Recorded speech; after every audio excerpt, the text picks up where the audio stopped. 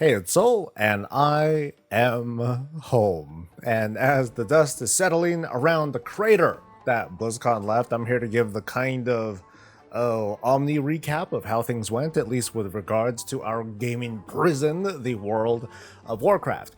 As for what I've got to say about BlizzCon itself, that's going to be later in the week. You probably already heard a whole ton about the World of Warcraft updates, maybe everything, but if you don't mind humoring me, I'm going to give some of my own post-BlizzCon, post-interview coverage, along with, of course, my personal reactions, takes, predictions, and more. And if you could, please like the video, subscribe for more of the WoW stuff, and catch me live. That would be great. As a quick look back, I'd say World of Warcraft did fantastic during this BlizzCon. Mike Ybarra was not joking when he said that WoW would be taking the spotlight when it comes to big news and updates and that there'd be no pirates. The soonest thing that's coming, I would say, is the Season of Discovery over in the WoW Classic. I'll just give this thing a quick mention. I mean, it's cool, it's different, it's unexpected. Maybe it's not what people actually want. I'm going to touch on this, like I said, just on a really high level, but the approach of this new thing with Classic, it has me very curious with, I guess, these wild gameplay options that are going to be possible. At the same time, though, I'm kind of turned off by the gated leveling scheme, where we're going to have 4 of these phases. I feel like I have to be there at that exclusive temporary end game experience before the next gate is lifted, and then the previous experience kind of goes away. So I suspect that if you're not there from start to finish, you're really going to be missing out. On the other hand, this feels fantastic for people who are really just not interested in modern WoW, and you know, that's great. And I'll take this, I'll accept Blizzard doing really weird stuff, you know, going at it with this sort of private server sort of energy, so go for it, get stupid. Okay, so let's talk about not the next expansion yet, because we've learned more about what's just ahead for Dragonflight. So we got some new confirmations and some new questions. Dynamic flying, for example, is going to come soon in patch 10.2.5, allowing most wing mounts to switch to dragon riding with all the goodies and the fixins, and dragon riding will be available across the whole freaking game, where flying is already possible. Drakthir's soar ability will also allow for whole-ass dragon riding too. You just gotta keep in mind that it's still tied to that soar ability. So it's still gonna be a racial ability, and it's not a full-on replacement for a dragon riding, it's just kind of a cool thing. Now this all comes after we get old world flying access in the Dragon Isles, which will be available as soon as pretty much like the first couple days or day of the 10.2 patch, which might be live as soon as you're watching this. Druids who are wondering, their flight form will also have a dragon riding option, but that's not going to be around until the next expansion. For the most part, the question of flying is, well, I guess the accessibility is going to be totally behind us. And later, there will definitely be a Season 4 of Dragonflight, complete with a faded kind of season thing for raids, dungeon, and PvP. There's going to be a dinar system, just like in Season 4 of Shadowlands, but we don't know when that's going to be exactly and what it's going to mean, because it's been confirmed that there will not be a bona fide 10.3 of Dragonflight. It's most likely, as many had predicted, that 10.2.7 is going to be considered as the fated season. So what does that mean? With 10.2 this coming week, if Dragonflight keeps going with the usual schedule, we're going to be looking at a 10.2.5 arriving like maybe just after the new year, give or take a few holiday weekends. And if we wait like another 2 or so months, we would have a theoretical 10.2.7 in March. Shadowlands' fated season was only 10 weeks long, and it was more or less thrown together by just a handful of devs. Otherwise, we would have had a pretty brutal lull on top of all that we had in Shadowlands. So how long might Dragonflight's fated season be based on those lessons learned? Because it definitely should be longer than 10 weeks if WoW's next expansion is going to be a fall release, as they had said, and after a 1-month pre-expansion patch, we're only going to be at the middle of June, and you know, that's like 3 months from fall. So I'm going to guess that, well, I guess I just have a feeling that Season 3 is going to be a bit shorter, but not that much shorter than seasons 1 or 2 of Dragonflight. While 10.2.7 or, season 4 Faded, whatever, that's going to be longer than what we've got in Shadowlands, with maybe it'll include more stuff like proper outdoor and quest content that's going to, be like a 0.7 patch. It's going to inch us closer to what's next. And this time we'll also hopefully get a proper item level increase for outdoor content, with maybe new outdoor rewards to work towards. Maybe even get a taste of like the first delve from the War Within, which I'm going to talk a little bit about later. Now, this could be like really wishful thinking, but hey, dude, who am I if not giving you hope, right? World of Warcraft's next expansion is the first of 3 in a series called the World Soul Saga. Starts with the War Within, featuring Anduin and Thrall in a whimsical, action-packed story as they travel to space on some misadventures. I'm just kidding. They just kind of mope around and, blah over why they're being drawn to Silithus. Like, yeah, I wonder why. They're being drawn by a mysterious voice who is Azeroth, of course, but I'd like to think it's Mother. Remember her? Like, she might still be stuck in the Chamber of Heart being like, dude, yo, where did everyone go? Y'all left like everything was done. So we kick off with Thrall and Anduin to get the fans a bit thirsty, and I'll get into more details in a bit, but the quick and dirty of this expansion is pretty much Zeralite Cavern plus Ultra, and even bigger and deeper with zones that don't look anything like what Leak Season had to offer. Sorry, buddies. And in the next expansion, Leakers are in shambles some more as we progress into Midnight, not to be confused with Midnight, which had me in shambles. This is the Void expansion, where the adventure takes us to what is apparently a revamped Quel'The Lost. Like, yay, it's gonna be restored, and no, it's probably gonna get restored into this sort of horrific vision sort of thing. And real quick, folks at home, I wanna hear from you. Show of hands, Alleria or Xal'atath? No context, I'm just asking you to choose. For me, I gotta say, Alleria's new look pierced my heart, or maybe I just have a Windrunner fetish. And the quick story?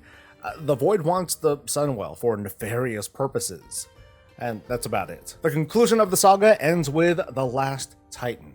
Chris Metzen, who kept his shirt on by the way, described it as a kind of unraveling of a titanic conspiracy.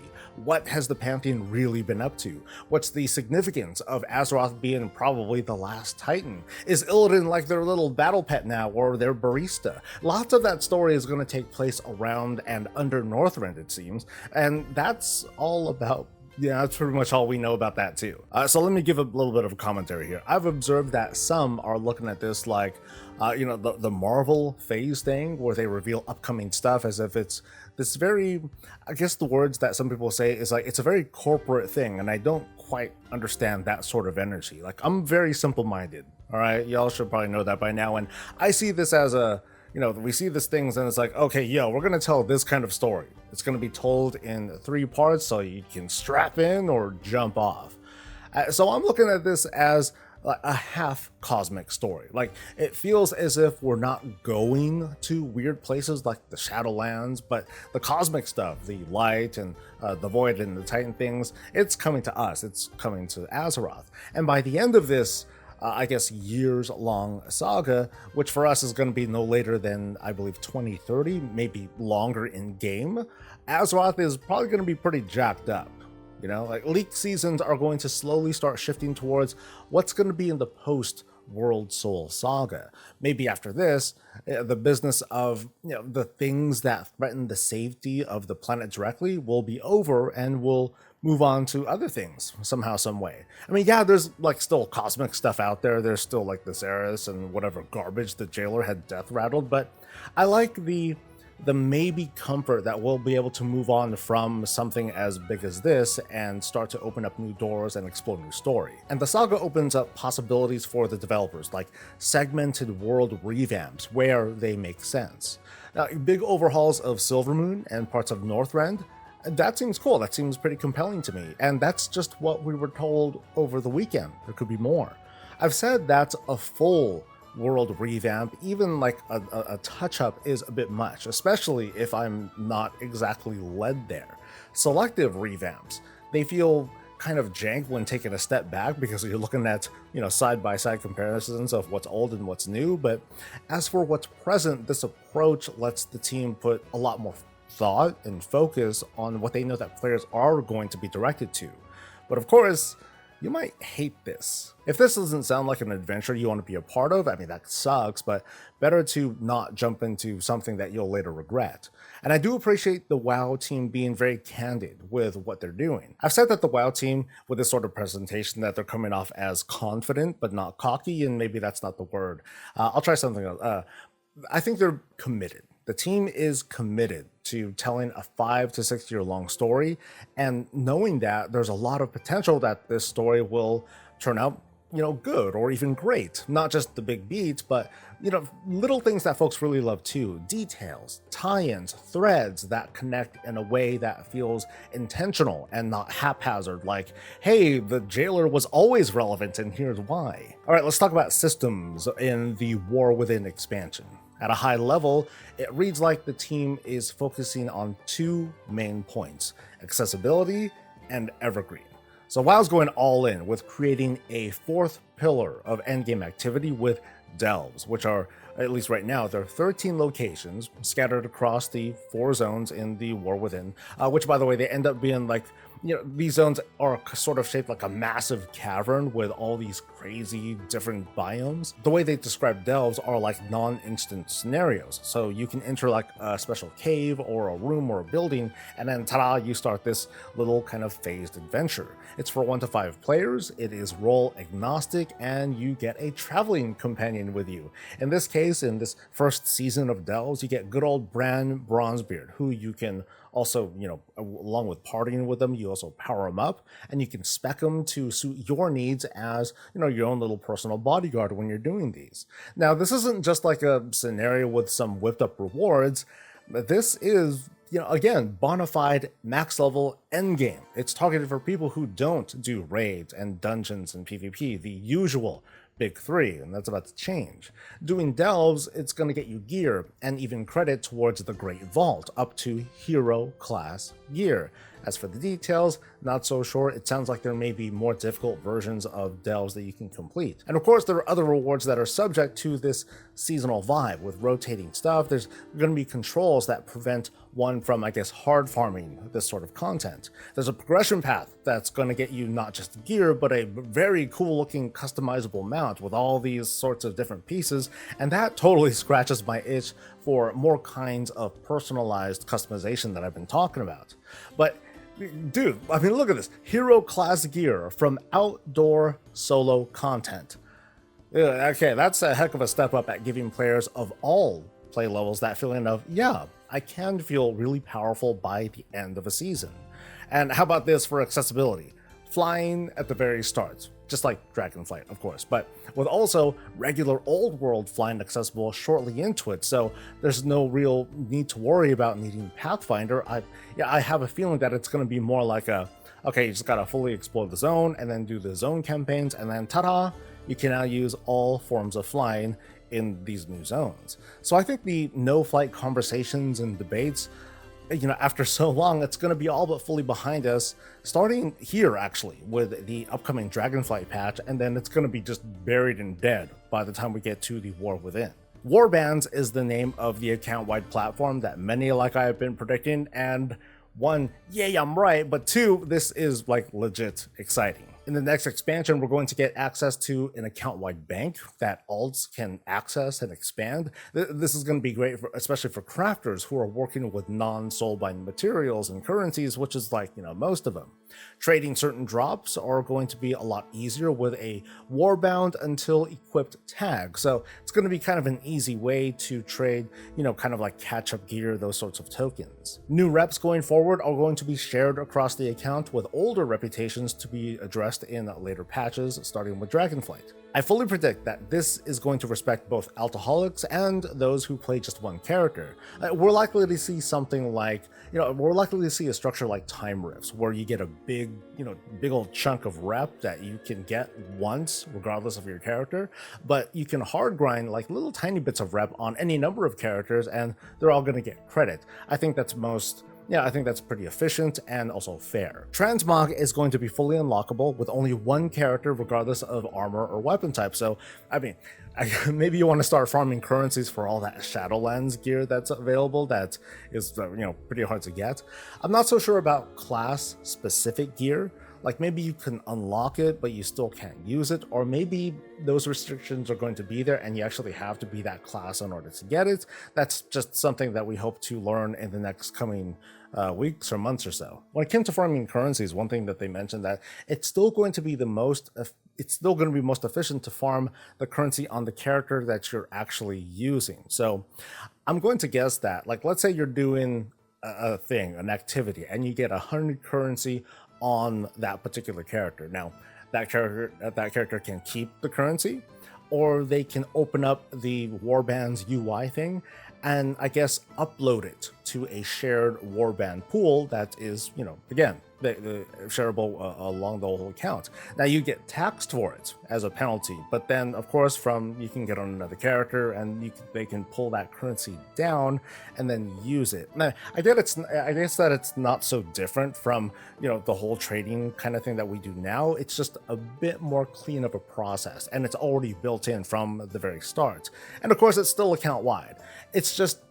It just sounds really clear that Blizzard does not want warbands to be used as if it's going to be the most efficient tool of progression. Like, the best way to play is to use an army of alts to serve a main. On a lighter note, though, the updated login screen is very cool and also a total tease, right? It's going to be really awesome to choose among your own characters to be on this cam screen, but hey, you know what else would be cool? Customizing the background, what is placed where, or how about we go further, like, I don't know, changing the name of our warband, or we could add even more characters, like more than what's already allowed, and we could maybe add pets, different decorations, maybe even go as far as to interact with this camp and upgrade it in different ways, and I'm basically saying player housing. So moving on to hero talents, they feel like the safe way to expand on talents as they are right now, with leveling perks and new abilities. And I gotta say, this is smart. I think this is really cool. So what's going to happen is that at level 71, class specs can choose what's basically one of two sub-specializations to complement their talent build. It's one part, like I said, it's a growth perk with passives, and it's another part mini talent tree with a few choices to make in the tree to double down on your strengths or to address your weaknesses, but really it's to mostly give more flavor to your class. And I really like this approach. It lets the team reiterate and balance the existing trees without having to worry about, oh man, there's another set of rows or points to screw it all up every expansion. More importantly for us, borrowed power still isn't coming back. We get more to play with the hero talents, and the only barrier is leveling to get access to them, and then the usual circumstances to let us mess with them, like like talents and gear. There's only so much that we got to see here though, so I'm going to just impatiently wait until we learn more. Some smaller but still significant things, we're going to get Earthen Dwarves as an allied race, and as predicted, it's going to be a neutral race for either faction. Cross-realm guilds, let me say it slower, cross-realm guilds. It's going to be a thing. So while WoW communities are going to be kind of on life support, at least you can join multiples of those. I would love to see an expansion on guild and community rosters though. That's going to help that out tremendously. Meanwhile, with cross-realm guilds, naturally it's going to give us cross-realm raids even on mythic difficulty from day one. And finally, I'll touch on the purchasing and the ordering scheme, the plot to take our monies. Only one thing really stands out here for me, and it's the 3-day early access. I mean, because it's new. Lots of reactions from across the internet so far are mostly panning the practice, and for one, I back that up. Because with how World of Warcraft works with seasons and putting restrictions on resets and such, a 3-day head start isn't really that much of a advantage or really that much of a start at all, except for those who put value into, I guess, gathering professions and alt armies. Like they definitely exist, but I question how damaging that would be to the economy if things like resets are going to be restricted. If anything, since the cost between the heroic and the epic edition of the War Within is effectively $5 because it comes with game time, I'm going to count on a lot of people picking up the epic edition anyway. People want to get into that, people want the beta invite, and ultimately the head start is going to be more like a beta launch to stamp out any early bugs or bottlenecks that, you know, they're going to run into, while everyone else is going to enjoy probably a very pleasant start on launch day. Otherwise, we're going to be hearing about the griping over this whole head start thing over, you know, for the next year or so, but it's going to be all but forgotten less than a week after launch. So ultimately, not a lot of value except for pretty much all the complaining that we're going to hear. But if PvP servers were a thing, we would have a very different conversation. So accessibility and evergreen. War Within, or should we call it Dub? No, probably not. Anyway, it's going to go hard on these two philosophies. Lots of stuff is going to be going account-wide with some fair and maybe debatable caveats. We're going to get a fourth pillar of endgame, fully focused on outdoor experiences for solo and group play. We're getting flying at the start and old flying to follow up just after what's probably just a bit of leveling up and questing. We're getting more cross-realm and cross-faction options and not much of any of the distracting side grinds in sight. The alpha of War Within is going to start spring of next year. The expansion sometime in the fall. Now that you made it to the end, I appreciate that, of course, but now I want you to think about this. Like, I want you to think about how Dragonflight was presented the other year. The theme, the features, the systems, the class, and the race. I want you to think about that and compare that reveal and then this one for the War Within and the Saga and all that stuff. And I'd love to hear your thoughts. There's, of course, no wrong answers. And here's the question. Does this expansion feel compelling? I'm asking this because with Dragonflight, we got what we got, including what turned out to be a more lukewarm response to the expansion with regards to sales, because maybe the theme didn't seem very cool. Maybe people were burned after Shadowlands and the Blizzard lawsuit, or the class and the race, they look like blah. The theme of renewal just turned out to be kind of meh. I mean, maybe you didn't even blink and you threw down and you're just loving everything that's happening. But do you feel like the War Within is going to pull you or other players back in, and might it be even better than what Dragonflight did? I'm very curious to hear what you folks have to say, and that's going to conclude the recap for now. And later this week, the WoW team is going to do their sort of live Q&A based on questions that we've been asking. You can count on me to go over those too, and so much more over the next, I don't know, however many years of World of Warcraft. I will be here, and I would love for you to be here too, so share in WoW's next adventure. Please like the video, subscribe for more WoW coverage. Catch me live where I'm streaming, and I'll catch you later. Stay safe, stay healthy, and stay breezy.